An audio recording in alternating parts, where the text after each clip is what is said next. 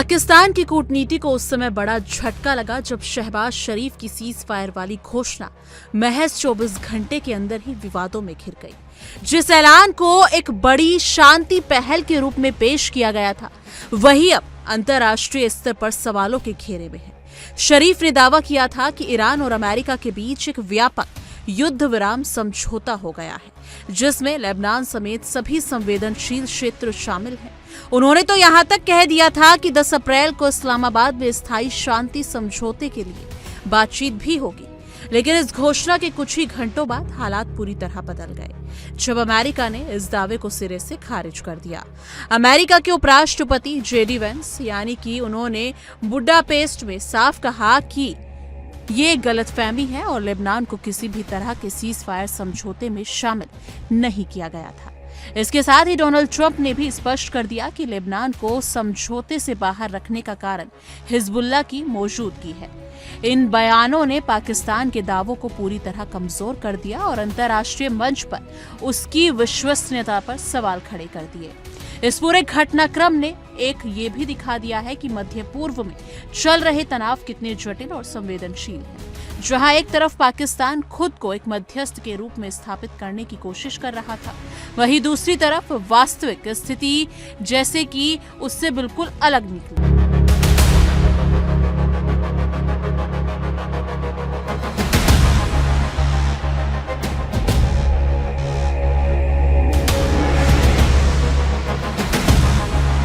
नतीजा ये हुआ कि सीज फायर की घोषणा के कुछ ही घंटों बाद इजराइल ने लेबनान पर भारी हवाई हमले शुरू कर दिए।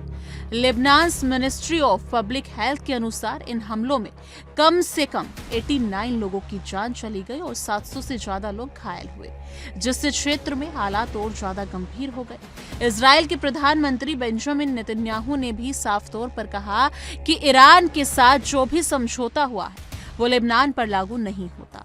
इस बयान ने स्पष्ट कर दिया कि जमीनी हकीकत और राजनीतिक घोषणाओं के बीच कितना बड़ा अंतर है। ऐसे में सवाल उठता है कि पाकिस्तान ने जल्दबाजी में बिना पूरी जानकारी के ये घोषणा कर दी या फिर ये कूटनीतिक दावा था जो उल्टा पड़ गया। स्थिति और ज्यादा गंभीर तब हो गई जब लेबनान पर हमलों के बाद ईरान ने रणनीतिक रूप से बेहद अहम स्ट्रेट ऑफ हॉर्मुज को बंद करने का कदम उठा लिया।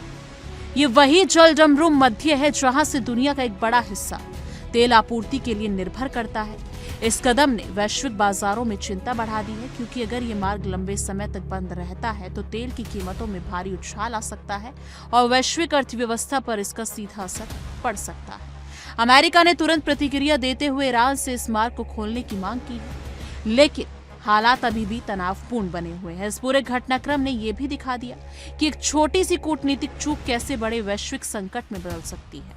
जहां एक तरफ पाकिस्तान की मध्यस्थता पर सवाल उठ रहे हैं, वहीं दूसरी तरफ ईरान और इजराइल के बीच तनाव एक बार फिर खतरनाक स्तर पर पहुंचता नजर आ रहा है। अब सबसे बड़ा सवाल 10 अप्रैल को इस्लामाबाद में होने वाली प्रस्तावित शांति वार्ता को लेकर है। जिस बैठक को एक ऐतिहासिक पहल के रूप में देखा जा रहा था, वो अब पूरी तरह अनिश्चितता में घिर गई है। क्या ये वार्ता होगी या फिर नहीं, और अगर होगी तो उसमें कौन कौन शामिल होगा, ये सभी सवाल अभी भी अनुत्तरित हैं। यानी कि कुल मिलाकर ये पूरा घटनाक्रम न सिर्फ पाकिस्तान की कूटनीतिक स्थिति को चुनौती देता है, बल्कि ये दिखाता भी है कि मध्य पूर्व की राजनीति कितनी तेज बदल सकती है। एक तरफ शांति की उम्मीदें जगाई जाती हैं, तो दूसरी तरफ कुछ ही घंटों में हालात युद्ध जैसे बन जाते हैं। अब पूरी दुनिया की नजरें इस पर टिकी हैं कि क्या ये नाजुक सीज फायर पूरी तरह टूट जाएगा या फिर कोई नया रास्ता निकलकर स्थिति को संभाल दिया जाएगा। आने वाले कुछ दिन इस पूरे क्षेत्र के लिए बेहद अहम साबित हो सकते हैं, क्योंकि यहाँ लिया गया हर फैसला न सिर्फ क्षेत्रीय बल्कि वैश्विक स्तर पर भी गहरा असर डाल सकता है। लेकिन इस मुद्दे पर आपकी क्या कुछ राय है? कमेंट सेक्शन में अपनी राय जरूर साझा कीजिएगा।